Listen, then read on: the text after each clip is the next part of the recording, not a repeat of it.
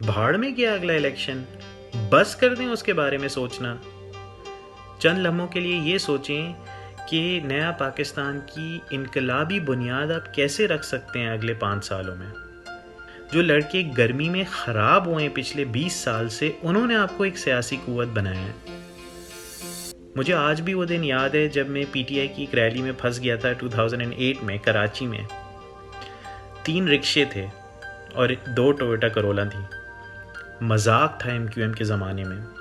लेकिन देखें आज आपने कितना लंबा सफ़र तय किया है उन रिक्शा वालों की कमर पे बैठ के। वक्त आ गया है जो नया पाकिस्तान की एक बिजली की तरह चमकती हुई कड़कती हुई एक रैली कराई थी कि हम इंसाफ लाएंगे एक बेइंसाफ मुआशरे के अंदर। वक्त आ गया है कि हम उसकी बात करें वापस से। साल हो गया आपको पावर में और आपकी परफॉर्मेंस इतनी बुरी नहीं है जितना आपको उससे डर लगता है। इकोनॉमी की बात करते हैं, 73% down the current account deficit year on year in जुलाई।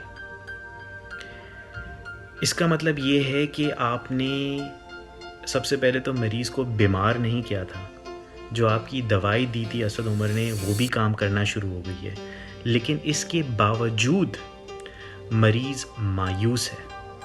ये एक सियासी वॉर क्राइम है क्योंकि आपके पास एक पॉजिटिव विजन है इनको देने के लिए। आप बहाने बनाए जा रहे हैं, पिछली गवर्नमेंट को ब्लेम करे जा रहे हैं। ओन करें इस रिफॉर्म प्रोसेस को।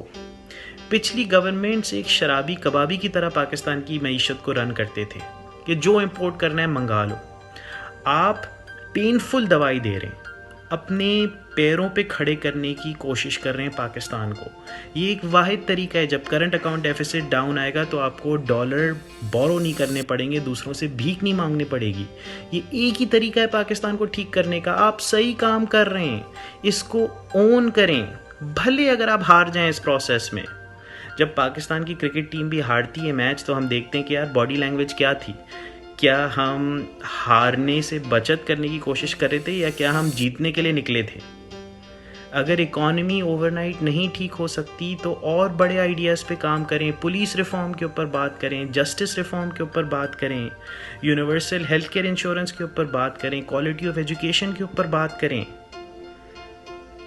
खुदा के वास्ते सॉरी बोलना और एक्सक्यूजेस देना बंद करें। अपने वोटर्स को इज्जत दें।